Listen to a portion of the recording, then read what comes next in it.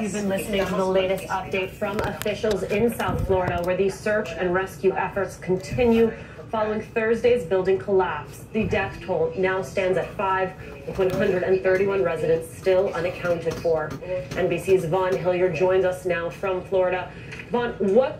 This is 72 hours after this horrendous accident has occurred. You can basically tell the expression on most people's faces and behind there of how that they truly feel with their emotions pertaining to this being one of the most horrific things that most of them has ever had to deal with. I would like for you to listen to this, please, pertaining to this particular accident that they're still claiming as an accident. And there's no reason at this point in time to believe that it wasn't nothing more than an accident, industrial accident, commercialized industrial accident, unless they find out proof of something else later on, which may or may not happen. Let's just presume that it won't, and let's focus more on the fact that it was an accident. I just got to being briefed on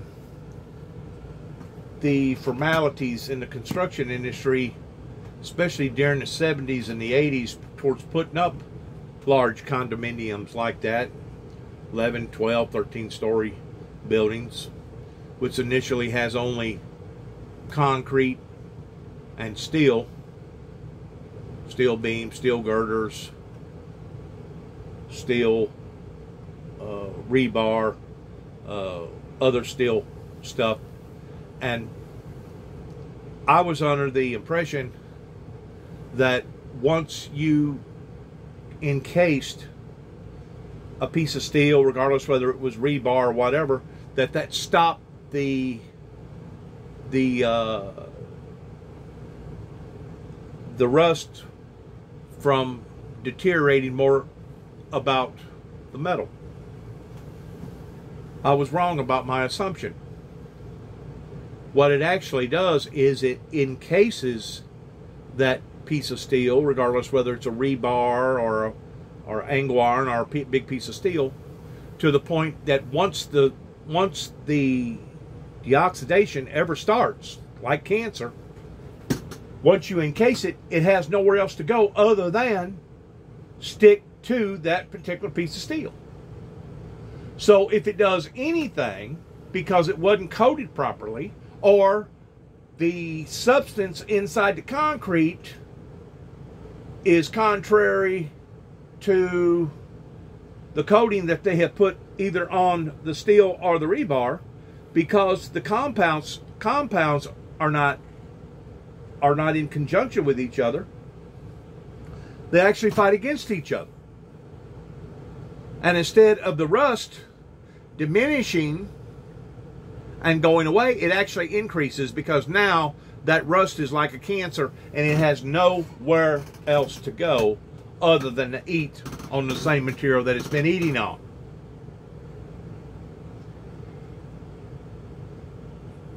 The people that I spoke to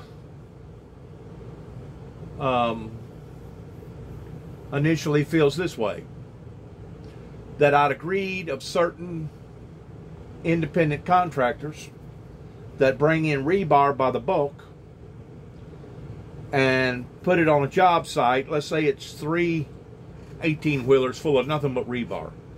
They throw it on the job site, and that's where it stays and remains for 3 or 4 months before the concrete people ever get around there towards using it.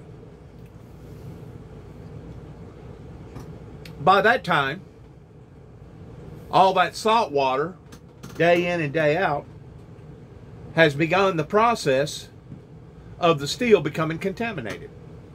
Once that steel becomes contaminated with rust, then you encase that steel in concrete, then the rust has nowhere else to go other than to continue to eat on what it began eating on as it set out on the job site for sometimes 3, 4, 6 months before it was ever properly used. You know as well as I do, most rebar isn't coated unless it's a high dollar construction job, government job, let's say on putting up a bridge or something like that. Then they'll go through the extra steps in painting, priming, or putting some sort of plastic coating over the rebar to make sure that the rebar will stay encased and be clean and good for X amount of years longer than what it would be if it was just out in the rare elements. Because of greed, because of people being hard-headed and not willing to look at the safety issues, could very well be the very leading cause to what has caused this building to collapse like this. Some people say, well, it was because the ground gave away. Even if the ground gave away, the building is still supposed to be designed not to react and respond this way under a catastrophic event. You can look at what happened in Bowling Green, Kentucky, of the Corvette factory up there, that their whole ground gave away, where they basically had their Corvettes out in the main showing field there, show floor. And even though the ground destabilized itself, the building itself still stood. I took part in building that building. Just like I took part in building a building down in Tampa, Florida, which is a 12-story hospital associated with the Tampa General Hospital that was built back in the same period in the 80s. You know, I didn't deal with rebar. I didn't deal with concrete. But being on these job sites, you get familiarized with everybody else, what everybody else is doing, regardless whether they're plumbers, electricians, concrete people, etc., etc. And whenever you see bundle and bundle after bundle after bundle laying around, being contaminated by the elements, you have to wonder, why did they bring the rebar out so early? How come it wasn't coated? How come this is the very thing that keeps the concrete strong in the stability of the concrete? And how come they're allowing for this to happen? Now, after a period of years, we're starting to see the repercussions of this. This isn't the first building that has collapsed. I'm sure it won't be the last. And I'm talking about collapsing because of human error. But if I was to make a projection of the buildings that got built, of the skyscrapers in the 70s, 80s, and early 90s, before OSHA really took on the initiative of the safety issues, I'm going to say probably 5 out of 5 condominiums in Florida that their metal was neutralized. It was compromised in this type of way. Like I said, most manufacturers that manufacture the beams, the rebar, I mean not the rebar, but the channel, anything that got to do with the actual skeleton of the building pertaining to the steel, most of them will either prime, paint, or do both. And the reason why is to preserve the metal so that it will not be exposed to the elements. So it will slow down that deteriorating factor pertaining to rust. Why the engineers? Why the safety inspectors? Why OSHA hadn't taken into account towards the rusted rebar is still bewildering to me to this day, even though I haven't been associated with that industry now for about 35 or 40 years, because I dove off into the auto body industry versus the high-rise construction industry. But why OSHA to this day still does not put into factor various compounds of concrete that will work against the deterioration of metal, just as it will help increase the deterioration of metal. How come they do not put that into the equation? To this day, we still don't understand. And I'm sure probably what their initial thought was, well, yeah, it's going to maybe compromise the integrity of that structure a little bit, but no one never looked at long term. Okay, maybe not in the first 5 years, maybe not in the first 10, maybe not in the first 20, 30, 40, or even 50.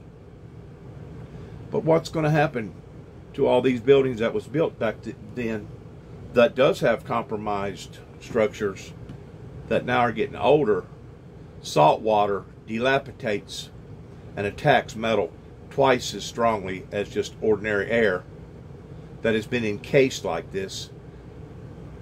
Now, 50, 60, 75, 80 years later, we're starting to see where the engineers and the architects, the original designers, OSHA, has made an error in these construction policies. Codes everywhere are put in place for a reason. Regardless whether it's the code of digging a trench and burying a wire a certain depth, or a code of putting a pipeline down, a water pipeline that has to be at least 18 inches in the ground, versus places where you can build a basement versus places where you can't. Places down in Louisiana where they don't even think about burying the dead under the ground. They bury them on top of the ground because of the moisture content. Different areas have different laws. The laws are put there for a reason. And I realize because of Congress, under the utility laws, they'll probably look at this and say, yeah, 156 people probably died, or 161 people probably died because of that. But look at all the other buildings that's still standing. So, you know, whenever they do the percentage thing, it's like, oh, well, this doesn't even come close to validating putting in an extra policy towards making sure all rebar is either primed or painted or coated with some sort of special coating. The thing about these lawmakers is that they don't foresee. Hard part here is that families they don't foresee 50, 75, 100 years from now towards the initial damage that's going to be done to these same buildings. They had no idea because they was all playing it by ear. Well, now we're seeing what's being played by ear is now being played very harshly to the general public. And once more, under the utility laws, I realize that the construction industry succeeds over most other logic, because the better of the good than it is the bad. But what if this continues to keep happening, especially on ocean frontages where buildings are closer to salt water, where we're going to see more deterioration of the actual structure being compromised. Let's listen to the rest of this once more. This is our analogy towards what we think, if it was not a terrorist attack, that's what happened here. Because even if the ground shifted or moved, the building was still not supposed to implode this way. Do recover, and that they are able to then go and match with the DNA database that they built up with family members here. But again, one additional body has been recovered by these rescue teams here and remains as well. The number of unaccounted, though, remains at 156. We're just a mile away from where the site of that rubble is. You can see the flashing lights down at the end, and as folks here left this scene, again, this has been a very tough 2.5 days, of course, but there was a great number of folks that were really holding out hope that their family members may be surviving underneath that rubble, but we are now, more than almost 3 days into this here, and this news, despite this rescue team continuing their efforts here, there has not been a single survivor that has been located and pulled from the rubble since those initial moments after that collapse very early Thursday morning. Ron, in addition to the U.S. citizens, those who sort of lived in this condo year-round, there were also, of course, a number of people visiting from other countries. Given the international nature of some of the people who were there, how does that further complicate the efforts to reach next of kin, to communicate what is happening on site? Exactly, it's difficult. You know, I was on the phone with a relative of a Colombian family that is missing. There's a father, a daughter, and Valeria Bart Gomez is their 14-year-old daughter. They were here visiting Miami. The father's brother actually lives here in town. They were here visiting while she was doing tennis lessons. And I know the family members back in Colombia were struggling to get information, and we're hoping to have some sort of a sign of hope here when I was talking to them on the phone on Thursday here. But there were 6 individuals who were among those unaccounted for from Paraguay, including the family of the first family. The authorities here, just here in that latest update, they said that it's not just U.S. Miami-based search and rescue teams here that are on site, but also Mexican and Israeli search and rescue teams here have supported here this effort. Right, in addition to the sister, the First Lady of Paraguay, their nanny, of course, her first trip to the U.S. I do want to ask you, and I think sort of all of us watch this, and the questions that come to mind are, how could this happen? Why would this happen? What more do we know about warning signs, reports that structural concerns were dating back to 2018? You know, the biggest news is a report that came out overnight from the city of Surfside, a contractor providing here a detailed report that contractor did back in 2018 for that condo complex, at the request of that condo complex. And what they found in 2018, you can count the number of years ago that was, that there were, quote, major structural deficiencies, including cracks in the cement, cracks in the wall, rusting of steel. And we heard from one woman, I was talking to her yesterday, she was breaking down crying at the reunification center, and I went up to her and she said the name of her sister, her younger sister, Cassie, but within seconds of her telling me the name of her sister, there was anger and frustration, because she said she knew the reason the building went down, because her sister Cassie would so frequently complain to her that there was a lack of maintenance ever done, that the garage would flood, and that there was frequently water there. We're standing here on a barrier reef here in Miami, literally 100 yards from the shoreline. And we do not know at this time whether that was, in fact, those structural deficiencies was the reason that that building came down. But we're putting a lot of these pieces here together, along with the fact that there was a study done, again, of that particular condo complex that showed the ground sinking about a couple millimeters every year over the course of several years, which is cause for great concern. Now, there was an inspector we know just last week who was on site. We know that they were doing some roof construction at the time of that collapse. Again, though, there are those outstanding questions, and there's a level of despair, a level of... What's more, I've lived in Florida 4 or 5 different times, been in and out of Florida probably over a dozen times, been down to the Keys 3 different times. Addressed. Whenever you go to looking at buildings, especially older buildings, regardless whether they're hotels or condominiums or whatever, it ain't nothing unusual to see all kinds of structural damage to these buildings, to where these contractors has went in and botched them up, filled them up with caulking or whatever, tried to cover them up and paint them up. That way you don't see them near as much.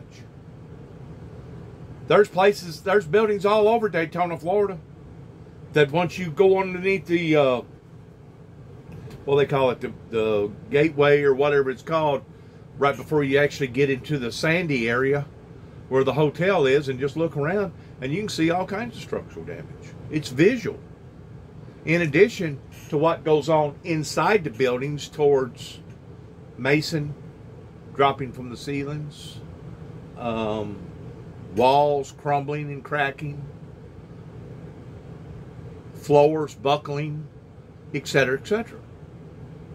So you can't tell me by living on that type of atmosphere that the dynamics changes dramatically simply because you're going to be exposing metal to salt. And if you know anything at all about metal, salt and salt water to metal is like throwing gasoline on a fire. It intensifies it.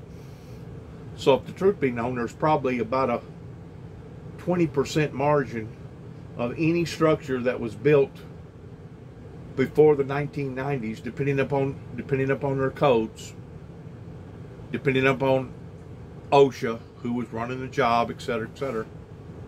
There's probably a good fourth of those buildings, older buildings,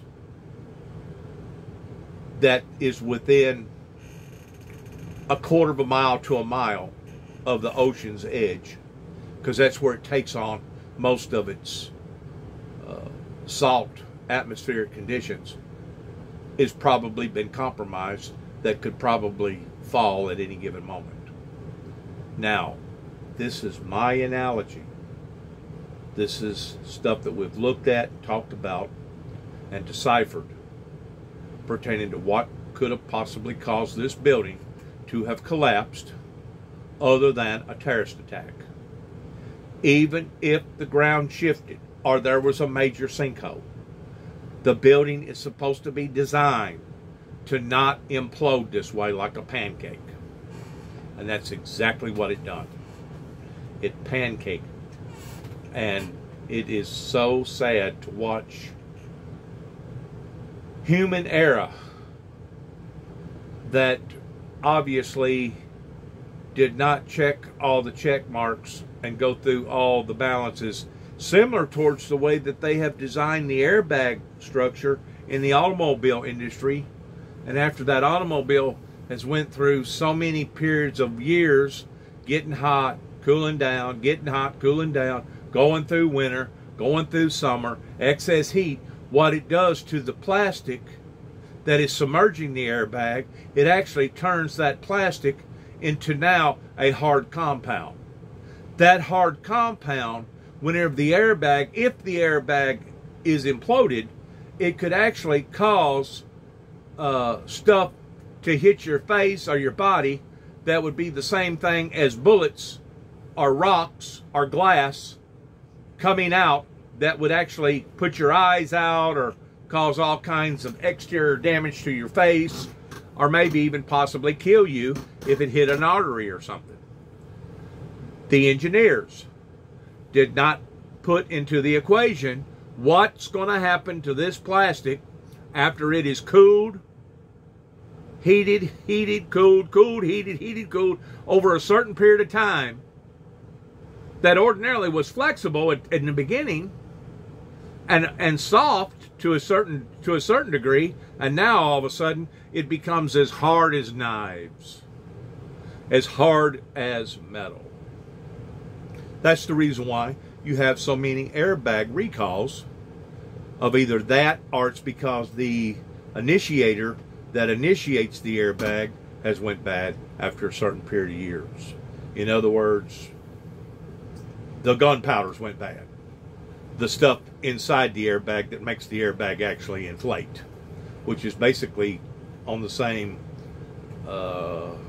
design of a shotgun shell that blows up, but instead of it shooting out lead, it shoots out that airbag.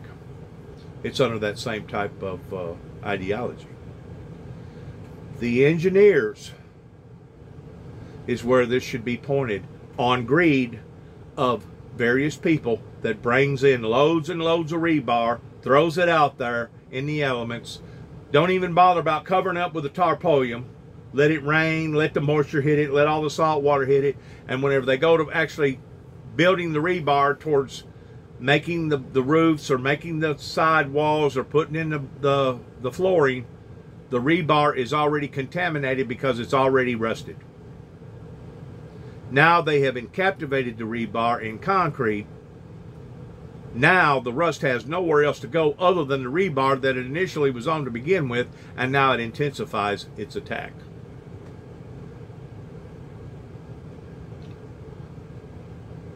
Hard to tank it, but on all of us to protect it. And while we will not be talking a ton of Trump here, you do need to know that he is back on the public stage tonight in Ohio. There is little doubt he's going to spew the big lie and claim he won in 2020. We know how he plays his game after 4 years of watching him take a sledgehammer to Democratic norms. But in the greatest democracy on earth, the pendulum swings back, which brings us to a host of setbacks facing Trump world tonight. Now, this is another man that creates his own world, or he thinks he does. Just because he spews it out of his mouth, he thinks that it's the gospel. He can no longer this is somebody in the very city okay, he used to run. That is in total climate denial, even though Portland, Oregon, and Washington State today got up to 100 to 103. Tomorrow it's supposed to be somewhere about 107, and the day after tomorrow, if their projections is correct, it's a possibility that it could get as high as 115 degrees before it starts cooling back down on Wednesday and Thursday. And people still want to listen to somebody that's created his own world.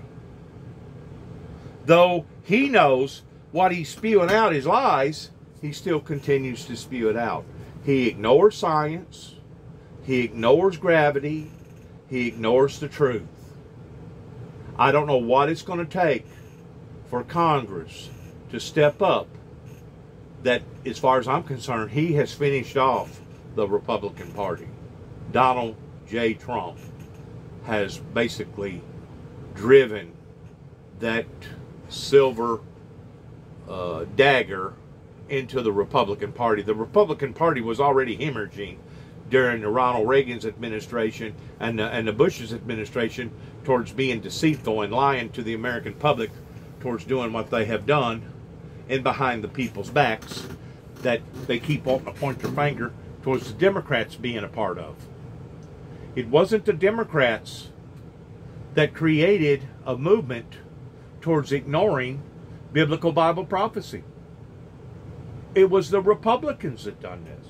It was the Republicans that caused this to happen and that to happen. It was the Republicans that went to war with the Middle East, that spent over $6 trillion thinking that Saddam Hussein had mass bombs of destruction. It was the Republicans that wanted to point their finger at bin Laden and swallow the pill that the Saudi Arabians was following, even though there was 19 out of the 27 that we know for a fact come from Saudi Arabia. It was the Republicans that wanted to swallow the pill that the Saudi Arabians that was swallowing, that they didn't have nothing to do with the masterminding of 9/11. People are going to have to wake up. There's lots of things about the Democrats that I do not support, especially whenever it comes to alternative lifestyles and other things that they're flamboyant about. I'm not going to sit here and lie to you. I'm not a politician. I don't agree with some of the things that the Democrat Party is involved in. But whenever the Democrat Party is smart enough to identify that global warming is real, and the only way that we're going to work our way out of this is from the inside out, towards changing our lifestyles, predominantly from a gas-burning automobile to electric or a hybrid-burning vehicle, that is basically the only survival that I can see that any party, regardless whether it was whatever party, but that's the only party that I can see that's going to have a future for not just America, but for the world. But for the world.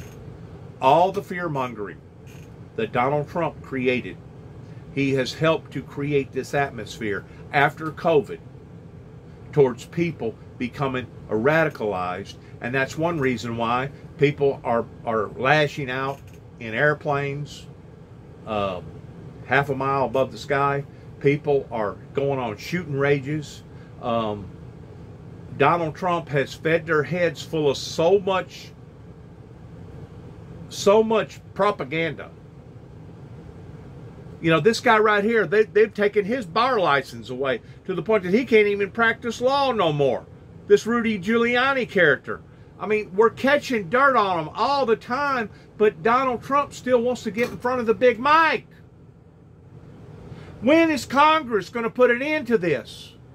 This charade that, yes, the Republican Party has been a part of. Just like Donald Trump trying to stop the Ukrainians, or putting the Ukrainians in a hard spot towards a pro quo deal, that if you do this for me, I'll do this for you.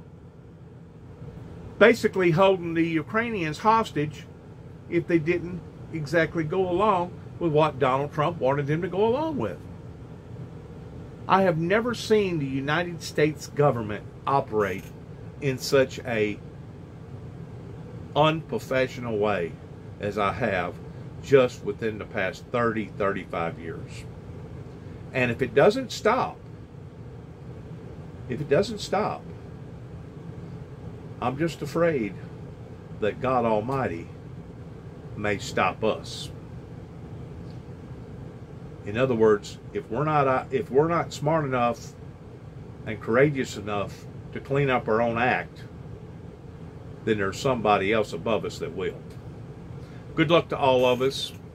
Good luck to each and every one of us. We have to pray for the victims down in Florida, and for the victims that have been a part of this COVID attack, and the victims pertaining to all the gun violence. We need to pray for the weak, just like the Bible talks about, to strengthen the things that are old and remain, to strengthen these elements that we know to be good, to support them and strengthen them. Don't fight against them. Don't try to destroy them, but try to enhance them.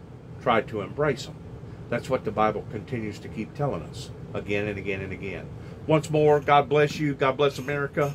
Good luck to each and every one of us. And as we say again and again and again, shalom, shalom, shalom.